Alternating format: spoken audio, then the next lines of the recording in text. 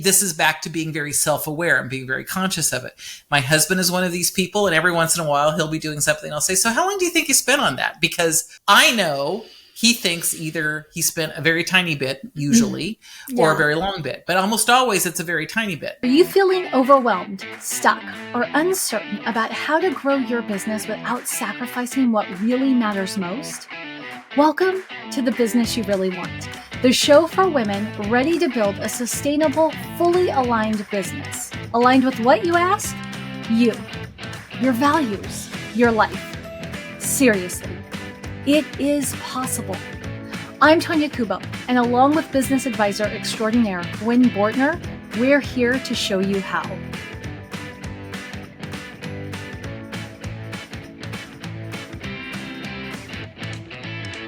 If you're like many entrepreneurs, you've probably tried every time management system out there. You've blocked your calendar, you've batched your tasks, maybe you even hired somebody to manage your calendar, manage your inbox, but you still feel maxed out. Today, we are going to talk about why that might be happening and what you can do about it. My name's Tonya Kubo. I am here joined, as always, by business advisor Gwen Bortner, and today we are tackling a question that comes up often on the Everyday Effectiveness team, but also in a lot of the business circles I run in, which is what if your capacity issues aren't actually about time? Now, Gwen, I know you see this pattern a lot. You run in circles, I think, with a larger volume of entrepreneurs than I do. So you see this in clients as well as in, peers. And you hear women in business asking all the time about time management, how to get more done, how to be more productive. But based on the conversations we've been having, there's something else going on. Can you tell us more about that? Well, we talk about time management, but we can't actually manage time. Time just does its thing. It's just cruising along, chunk, chunk, chunk, chunk, chunk, whether we do anything or we don't do anything. So it really isn't ever about time management. It's a term that we've all kind of come to associate with things, but it's really about task management, activity management. And with that, where I think we think about time management is energy management. Do we have the energy to be doing the things that we need to be doing at whatever point in the day or time that we need to be doing them? And so it's way less about time management and more about energy management, which is a tricky thing. Yeah. Because it's not consistent, I don't think, for most of us in most ways and most days and most times. And so it's a different kind of awareness that I don't think we've been very well trained to be aware about. Yeah, well, I would argue most of us have not been trained at all because I don't think this occurs. But something you just said, I want to pull kind of that thread into, which is you talked about how time just does its thing. And then you also talked about how energy is inconsistent. And I think that's really where the tension lies, is there are always going to be 24 hours in a day, unless we rearrange how we've configured time in our society. We always have 24 hours, but we're capable of doing varying things in each 24-hour block because, like you said, energy is not consistent. I might have different energy in the morning than I do in the afternoon. I might have different energy today than I do next week. But here's where I think we really do ourselves a disservice is my energy is always going to be vastly different from yours. Yours is going to be vastly different from another person's. And, we fall into this comparison trap as if your 24 hours are the same as mine, because they are, right? Your January 10th is the same as my January 10th. They are exactly the same. Right. But that's where the similarity ends. So I think what would be helpful is if you could sort of take us from there and explain the relationship between energy and productivity, because I'm not sure we ever hear that. Yeah. So the thing about energy, the first thing you said, and I want to reiterate because it's super important, is that different people have different energy at different times, right? And one of the things that I have found that happens a ton in the entrepreneurial space is we we read a book, we talk to somebody, we get advice from a consultant, an advisor, or whoever, that tell us what the best way is to do something. And I'm going to say related to time, like, oh, get up earlier, do this, stay up, 5 o'clock club all the way, baby. Oh yeah. I mean, right. And, the Miracle Morning is a standard example that we see a ton of. And I read Miracle Morning. It was like, oh, that makes so much sense. I am not a Miracle Morning person because I'm not a morning person. It's just not the way that I work. And people said, oh, no. If you just stick with it, you can make that change. And it's like, why do I want to work so hard for this thing that's not actually feeling like it's providing the exchange of effort for what I'm getting out of it is not feeling like it's balanced enough. Okay. I hardly ever believe in real balance, but balanced enough that there's more upside than downside. And so one of the things that I talk about with my clients all the time is let's understand what is more naturally what we're going to do. And part of that is understanding our energy of what is more naturally going to work with our energy. I mean, you and I are, like black and white as far as opposites go. You will wake up without an alarm probably by 5 at the latest. I'm more likely to see 5 o'clock because I have stayed up until 5 o'clock. Right. And only under duress of like, I've absolutely got to get up because I have to get to the airport because I have to do, I can do it, but it's not a pretty thing.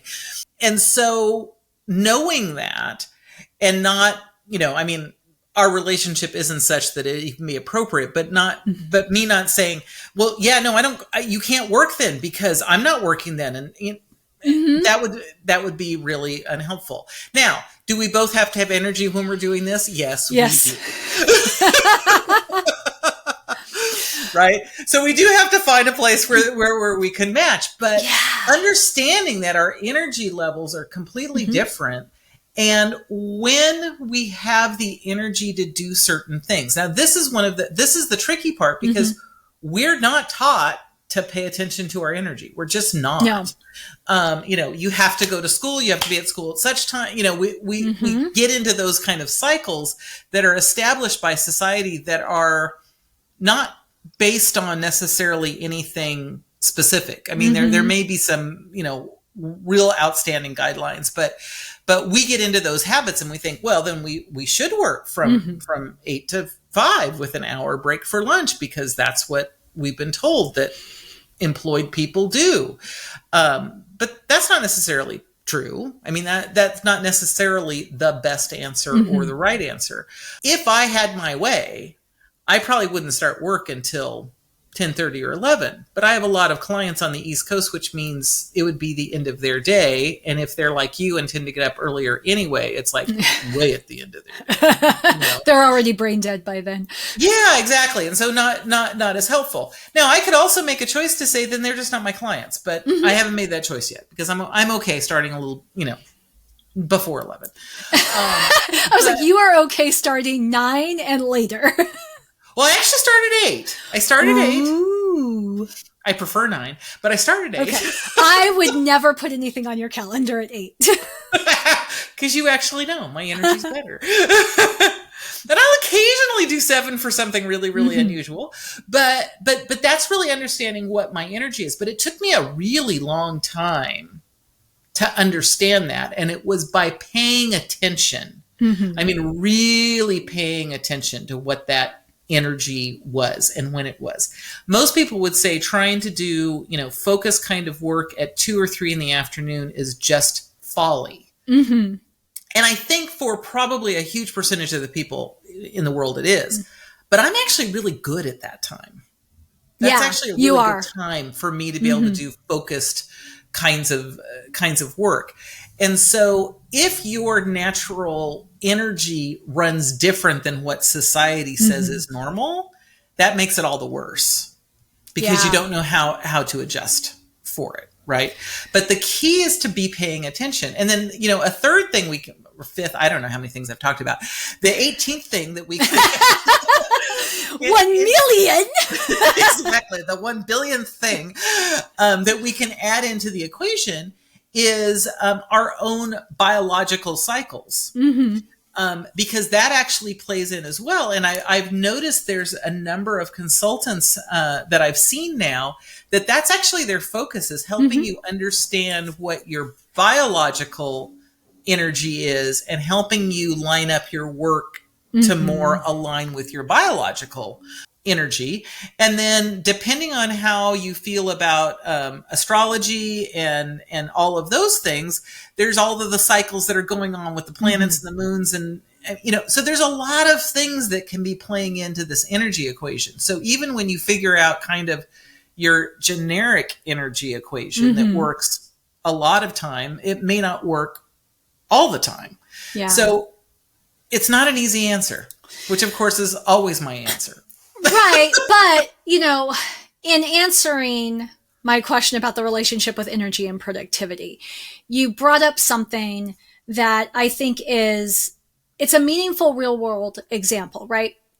So different tasks require different types of energy. And what energizes me may not necessarily be what energizes you. And when you brought up the difference in your natural rhythm and mine, where I'm an early bird, I'm up at 4, I'm at my desk at 4:30. You're, all things being equal, you'd probably roll out of bed 7:38 if you didn't have a morning meeting. And you you're okay at 9, but you would love to start later. When we started this podcast and we were trying to figure out recording times, we had to bounce around our time block quite a bit because, we needed it to be a time when you could show up at your best. But we realized that too late in the day was not a time when I could show up at my best. Or I could show up, but I didn't remember anything I said, and then I'd have to listen to the episode twice afterward. And so we had to compromise on the right time for us. And, what I recognize with myself is, as long as I outline our episodes early in the morning and think through okay, these are the 5 questions I know that I want to ask Gwen. These are the questions that I think she'll ask me. I can push our recording later in the day. But I absolutely positively cannot be thinking about episode content late in the day. I'm too fried for that. But what I wanted to address is this compromise, I think, works for us because the act of recording the podcast together energizes us both. Yes.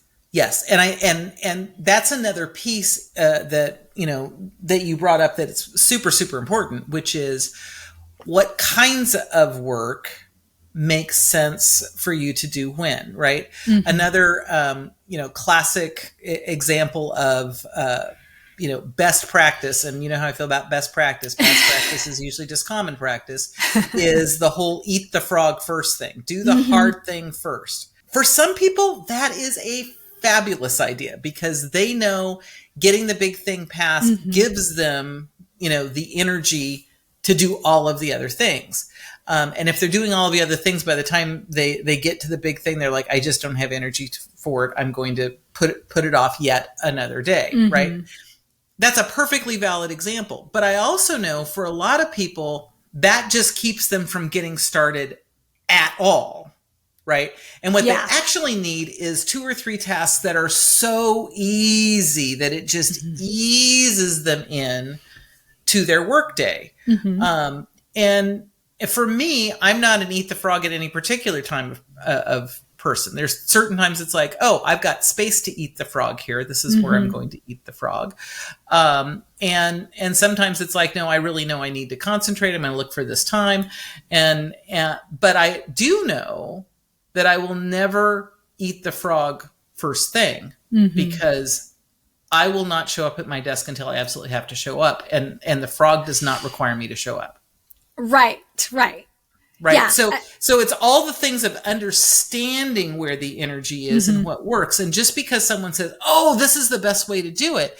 One of the things I learned as in part of my experience as being a professional knitting instructor is when someone says this is the best way, what they actually mean, they don't say these words, but what they actually mean is when I discovered this way, it was life-changing for me. Yes. I want you to have the same amazing life-changing experience. And I believe that this thing will be that thing. Right. But context matters. It always matters. Hey. Right? And because context matters, that may not be life-changing in the same way, because there's all sorts of other factors about whether or not that made life-changing. But whenever someone says, oh, this is the best way, what they're really saying is, it was life-changing for me. Right. It's really, this is the best way I found after searching, or I stumbled upon, this is the first thing I learned, but it worked really well. Right. So we've talked about, I think we've thoroughly explained sort of how energy and productivity intersect. And I liked some of the examples you gave also about how different tasks require different types of energy. I'm curious from your perspective, again, because I think you work with a larger volume of CEOs than I work with, is what are some signs that the CEO, the entrepreneur, the solopreneur, whatever label you like to identify under, what are some signs that they can use to identify that energy and not time is actually their bottleneck? I think it really is a body thing of feeling. Does it feel tiring? Do you feel like, oh yeah, I can get this done? Or you feel like, oh my God, there's not a chance I'm going to be able to get, it really, I think it is an energy thing, but we haven't been taught to just say, oh, that's my energy, right? Just, I think we all feel it and we know it, but I don't think we pay attention to it. And I think that's really the only trick we have to do, is to start saying, oh, how do I feel about that? Right. I don't think there's anything magical about it. I think it's just saying, oh, how do I feel about that? And being self-observant, right? So that, kind of like you're standing outside and saying, what would I see if I was standing over here in the corner? Would I see like, oh yeah, this is good, or, Right. Well, but I also think, and I'm curious what you have to say about this, because I think that there are a lot of things at play that make it feel like time is the problem. So for instance, time is way easier to measure. Exactly. This is where I was going, is because time's easier to measure. Somebody says, okay, as an entrepreneur, you should never work more than 30 hours a week, or you bought the online program that promised you millions in 20 hours a week. Okay. No judgment there. I get it. But you find that you're working 50 hours a week, 70 hours a week, right? So you're like, there's not enough hours in the day. There's not enough time. I'm working 70 hours a week and I'm still not getting the thing done. Or you're working late into the night to get the thing done, early in the morning. And then I just haven't slept enough. I need more sleep. I need more coffee. I ate too much sugar. There's all of these other things that are easy to blame. And I'm wondering at what point, obviously there's process of elimination, right? Cut your sugar, cut your coffee, do all these things. And then at some point, the only thing left is, oh, this must be an energy level thing. But are there other ways to deduce that it's an energy issue versus a time issue? Well, everything really is about being self-observant, quite honestly, on this topic. And so the first thing is, how much time does this thing take? And has it always taken this amount of time? Every single solitary time. Oh, I hate that question. Right? Because one of the issues that really is a time issue is we say to ourselves, this is supposed to take an hour, and it takes an hour and a half, which then means we're taking 30 minutes from something else, and that just cascades, on and on and on. And if it's actually supposed to take an hour, then the question is, how often has it taken an hour? Maybe it used to take an hour because your business was half the size that it currently was. I'm thinking of bookkeeping right now, because that's always my kind of go-to. Yeah. It's, an internal thing. And it's like, oh yeah, no, this should only take an hour. But it's like, well, it takes longer because there's more stuff to do now. Right? So using it takes an hour because it took an hour 2 years ago, that might be the problem. It may actually be a time issue. Right. Right. But that's also the other side of it is like, it used to take an hour and now it takes an hour and a half. And to say, oh, but I used to do it in the morning and now I do it at the end of the day. Mm-hmm. And then you could say, let me try doing it in the morning this next time and see if we get it back down to an hour, or if we get it back, if it's still an hour and a half. That helps us understand. It's like, oh, I've got better energy for it in the morning than I do in the afternoon if it goes back down to an hour. If it takes an hour and a half, it's like, no, I've just got more to do. It takes an hour and a half. And so I think that's part of the piece of it, is being very curious and self-observant about these things, to say, is this something that could be done in less time? Do I feel like I'm, kind of dilly-dallying and sort of slogging through it? Or do I feel like I'm just like, just right on it for, every step of the way?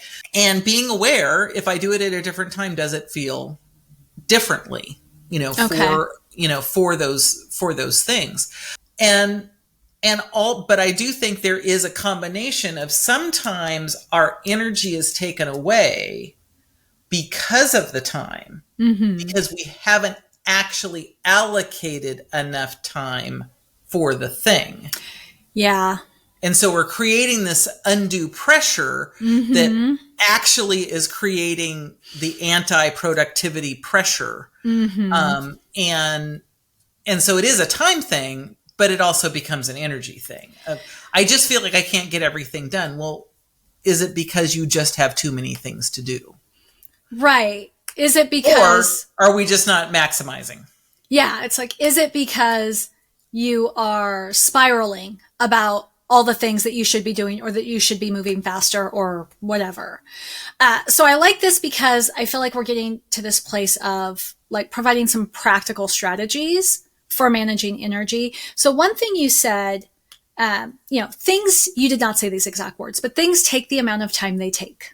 Right? So that is one way you can tell if you have an energy problem versus a time problem, is if you used to be able to do it faster, or if you used to be able to do it with fewer errors in the same amount of time, then you probably have an energetic challenge. But it is also possible, and I see this a lot of times in my work because I work with a lot of creatives, that you don't actually have a realistic impression of how much time a thing takes. And so something that I've seen, and actually this is what opened my eyes, was I had discovered an AI tool, and it was like a free AI tool. And it was back when I was homeschooling, and it was supposed to help people with ADHD prioritize tasks. And so I was using it to help my middle schooler figure out like what she could do in a school day. And I thought, well, let me test it on myself. And I live stream every week, and I give myself 1 hour to plot my live streams. And I'm always like running up to the wire, right? And going, I would have liked to have read through my outline, blah, blah, blah. So I plug in this whole thing into this free AI tool, and it comes up with 4 hours of allotted time for the 1 hour live stream. And then it explains why it should take 4 times the amount of time that I'm actually presenting to plan. Right. And what's funny is, I shared this with some friends. And so they all did the same thing in terms of like how long it should take them to write a blog post, how long it should take them to manage their social media. And all of us were allocating about 1/4 of the time that this, nameless, faceless computer algorithm spit out. Now, in all fairness, I do a pretty stinking good job in about 2 hours, right? I know my audience well enough. I know what I want to talk about, but it had never occurred to me that 1 hour of time was unfair and unreasonable. Yeah. So I think that's the first thing, right? Is if you don't actually know how much time something's supposed to take, I don't think it makes sense to ask people around you, because honestly, I think other people underestimate how much time they spend on things. Most people, so going into the assumption that most entrepreneurs fundamentally are creatives, whether they identify as creatives or not, they're visionaries, they've got all of that. And understanding what typically that personality type is, those personality types are horrible at understanding how time passes. Mm-hmm. I've taught a lot of classes on this, and often at this point I'll say, so everyone write down how much time don't look at your watch, don't look at your phone, tell me how much time you think has passed. From what, since we started this, right? And you guys could do it right now if you aren't actually watching it and seeing, the thing, because you probably are. But most people will be off huge amounts. Mm-hmm. There are certain personality types that will be very accurate, usually within 5 or 10%. Mm-hmm. But most types will be way under or way over what they are, right? And because they're not. This is back to being very self-aware and being very conscious of it. My husband is one of these people, and every once in a while he'll be doing something, and I'll say, so how long do you think you spent on that? Because I know he thinks either he spent a very tiny bit, usually, or a very long bit. But almost always it's a very tiny bit. And we just did this. I did this just a couple of weeks ago with him. And I said, so how long do you think you were in there? And he says, well, maybe 45 minutes. I was like, you were in there for 3 hours. Yeah. I mean, time blindness is a real thing. And it's a real finally thing. At a place in society where, people talk about it in those terms, right? You can Google time blindness and see all sorts of TikToks and reels. And usually it's shared in the context of ADHD or autism or other different neurotypes. But to your point, I think creatives in general, right? They hyper focus on whatever the creativity is. For me, it could be writing. For you, it could be knitting, but also for you, it could be spreadsheet stuff. You speak spreadsheet in a way that just baffles me. But, time blindness is time blindness. So from the perspective of what are some ways that our listener could appropriately manage their energy to be more effective? You mentioned doing a thing in a different time of day to see if that changes. I mentioned, outsource how long it should take you to some random computerized tool that doesn't know you and isn't going to make judgments on you. It's just going to go to, oh, well, you fed me this information. This is how long I think that information should take. Do you have any other ideas on how somebody could work to manage their time better? Well, and really we're talking about managing our energy better. Energy, sorry, thank you. And what I really think the first thing is paying attention. Mm-hmm. And sometimes paying attention means logging it. And not like in a time task study kind of log, but really an energy kind of log where maybe you've got, a sheet of paper that's got, the hours broken out into, 15-minute increments. And do it for an extended period of time, not just for a day, but do it for a week and maybe do 2 or 3 random days and then maybe do it for, a couple random weeks. I mean, and I like using what I call the plus, neutral, minus kind of thing. Okay, explain it. What I mean is it's really just that. I make just a quick note, so it's a super quick tick mark kind of thing. We aren't having to do a big heavy duty analysis. Plus being, I feel very energetic. I feel like I've got good energy going. 0 being neutral. It's like, I'm not feeling tired or not feeling like I don't want to do anything or, any of that. And minus being those things. I don't, and just track it and just say, yep, this 15 minutes plus, this 15 minutes plus, this 15 minutes 0, this 15 minutes minus, this 15 minutes minus, this one 0, this one plus, this one minus, and do it for several days and see, are there trends? Are there things that you can see? And then you can kind of go back and look at either at your calendar or your task list and say, especially if you find it's it seems really random. It's like, oh, is this really related more to the task than it is to the time, or is it related more to the time of day than it is to the task, right? Because if you're seeing some consistent trends, it's like, oh, okay, that's probably a really good time of day for me. But if it's completely random, you can say, well, let me go back and look at the tasks I was doing. It's like, oh, this time of day I was doing that task, and it's always negative when I'm doing that task. So that's more about the task and less about energy. It's the energy toward the task. That's a different thing, right? Right. But it really is about taking some time to be self-aware. And what I described won't add that much time to your day at all to do. It's very, very quick, but you have to be willing to do it. And a lot is like, oh, that's silly. It's not going to do it. It's amazing how much information you can get from that kind of data that isn't a big giant make work, kind of thing. But you could also at the end of each day journal, or, and take 15 minutes and say, I noticed this part of the day was really good. This wasn't, anything to help you be self-aware. Yeah. Yeah. So I think, just to summarize, right, self-awareness seems to be like the key when it comes to energy management. You have to be aware of what brings you energy, what robs you of energy, and what allows you to maintain energy. You have to understand the intersection of energy and productivity as it relates to time, because some things are always going to take the amount of time that they take, and that has nothing to do with your energy, but other things will take longer if you're in a low energy point. I'm curious, do you have an example of a couple of things that you have noted, either in yourself or in clients, that are energetically dependent in terms of how long it might take them to go? Bookkeeping is one, always.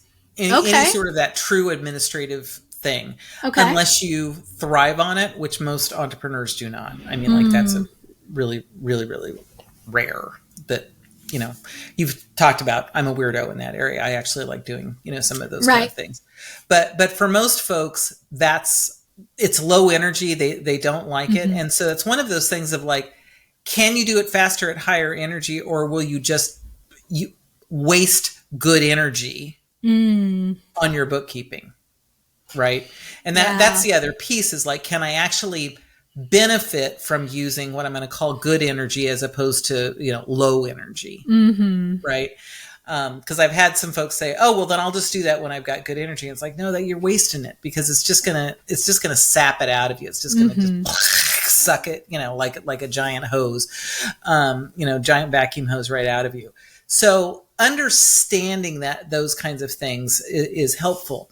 For me, as you know, because this is back to you and I are opposites, writing is that thing. Right.